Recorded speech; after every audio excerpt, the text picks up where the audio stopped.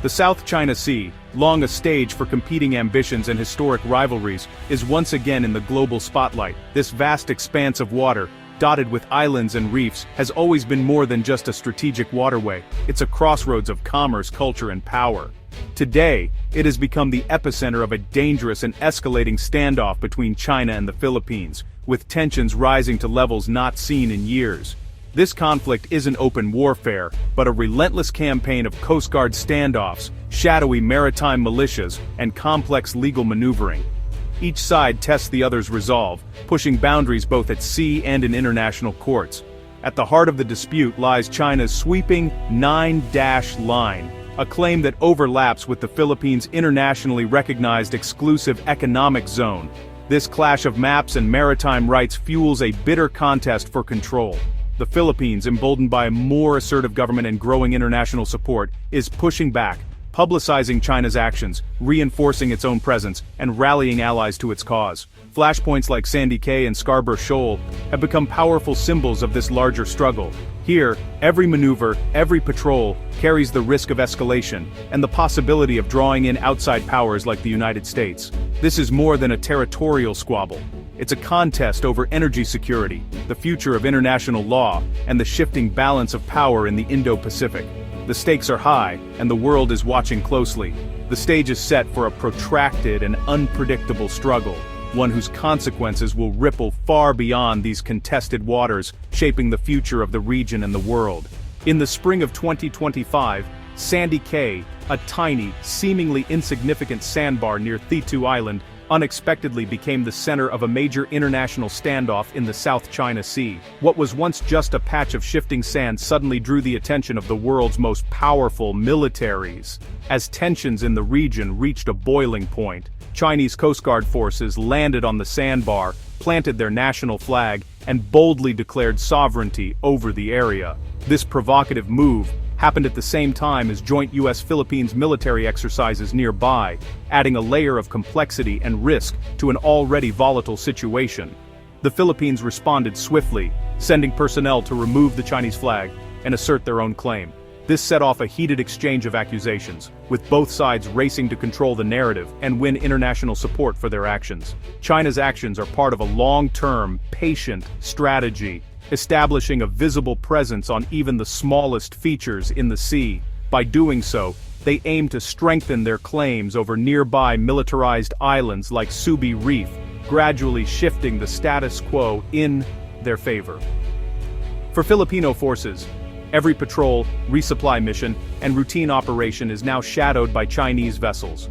What might seem like abstract disputes over maps and maritime law have become daily, high-stakes confrontations at sea. The standoff has become a true war of nerves, with each side constantly testing the other's resolve and readiness. Every encounter is a reminder of how quickly the situation could escalate. Sandy Cay is just one example of how China seeks to turn small physical facts on the ground into powerful legal leverage, hoping to reshape the region's future through incremental gains. For those stationed on these remote outposts, the geopolitical contest is not just a distant headline, it's a lived, daily reality, shaping every moment of their lives and the fate of the region. Scarborough Shoal, seized by China in 2012, remains a bitter flashpoint, with Beijing now declaring it a national nature reserve. This move, framed as environmental protection, is a strategic step to justify a permanent Coast Guard presence and exclude others. Unlike the Spratlys, Scarborough is vulnerable, far from China's bases, but close to the Philippine mainland and U.S.-accessible bases. Control of the shoal gives China a critical vantage point to monitor naval movements, especially in a Taiwan conflict. For the Philippines and the U.S., further militarization here is a red line. China's slow bureaucratic consolidation is less provocative than island building, but no less significant. The nature reserve may be the first quiet step toward permanent control. Scarborough Shoal's fate could tip the balance of power in the region. The South China Sea is a global artery. 1/3 of all maritime trade flows through these waters, carrying trillions of dollars in goods every year. This vast expanse connects the economies of Asia, the Middle East, Europe, and beyond, making it one of the most important shipping corridors on the planet. Every day, vital energy supplies, oil, natural gas, and other fuels, are transported through these busy lanes, powering industries and homes across continents. Any disruption here would send shockwaves through the world economy, halting the flow of goods and energy, and causing ripple effects that would be felt in markets everywhere. Supply chains would be thrown into chaos, prices would spike, and everyday life could be upended far beyond the region. Beneath the surface, the South China Sea holds vast reserves of oil and gas, resources that are increasingly valuable as global demand grows. For China, these resources are seen as essential for its energy security and continued economic growth, fueling its factories and cities.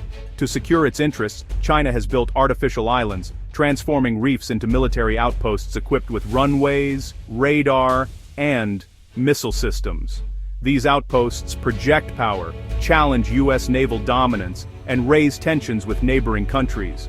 For Southeast Asian nations, the stakes are existential: sovereignty, economic survival, and access to vital fishing grounds that have sustained communities for generations. China's sweeping 9-line claim overlaps with the exclusive economic zones of its neighbors, sparking disputes and diplomatic standoffs. These overlapping claims threaten the livelihoods of millions and put future development at risk for entire nations. The dispute is about more than territory. It's about national patrimony, identity, and pride. For many, it's about the right to determine one's own future and to protect the promise of prosperity for the next generation. Control of these waters means control of resources, trade, and the balance of power in the region, shaping the destiny of millions. That's why the world's attention remains fixed on these contested shoals, because what happens here will echo far beyond these shores. China's actions are part of a grand strategy, driven by nationalism, economic needs, and a desire to reclaim its place as a great power. Securing the South China Sea is seen as a hedge against the Malacca dilemma, the fear of energy imports being cut off by rivals. Militarily, China's bases and Coast Guard presence are designed to deter U.S. intervention and raise the risks for any challenger. Beijing views the U.S.-Philippines alliance as encirclement, responding with escalatory moves at flashpoints like Scarborough Shoal. China also wages lawfare, using administrative acts and environmental claims to legitimize its presence. The goal turned de facto control into legal legitimacy, all while avoiding open conflict. It's a patient, calculated campaign to reshape the region's status quo. The Philippines has shifted from accommodation to assertive defiance, documenting and publicizing China's aggressive actions. This transparency has rallied domestic support and won international sympathy, giving Manila space to push back. The Philippine Coast Guard now leads the charge, conducting risky patrols and resupply missions under constant threat. Manila has revitalized its alliance with the U.S., expanding American access to key bases under the Enhanced Defense Cooperation Agreement. These bases, near Taiwan and the South China Sea, serve as a deterrent to Chinese aggression. The Philippines is also building ties with Japan, Australia, and India, forging a coalition to counterbalance China. Joint exercises and security partnerships send a clear message: the region will not be bullied. The Philippines' new strategy is collective resistance, not isolation.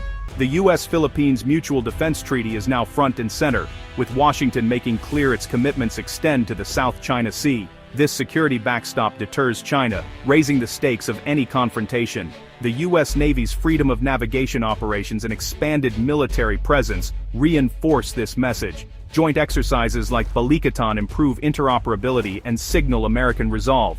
China, however, sees U.S. involvement as meddling, fuel for its narrative of foreign containment. Beijing accuses Washington of using the Philippines as a pawn in great power rivalry. The U.S. role is double-edged. It deters aggression, but also justifies China's own military buildup. The region is caught in a cycle of action and reaction, with no easy off-ramp. The U.S. presence is both a shield and a source of tension. The South China Sea remains locked in a tense equilibrium. No war, no peace, just constant friction. China will keep up its incremental advances, testing Philippine resolve and U.S. commitment without crossing the line into open conflict. The Philippines will double down on transparency, patrols, and alliance building, seeking to rally international support. The risk of miscalculation is ever present, with armed vessels from multiple nations operating in close quarters. A minor incident could spiral into a major crisis, as national pride and strategic imperatives leave little room for retreat. The fate of the South China Sea is tied to other flashpoints, especially Taiwan. Navigating this stormy future will require skill, restraint, and a clear understanding of the stakes.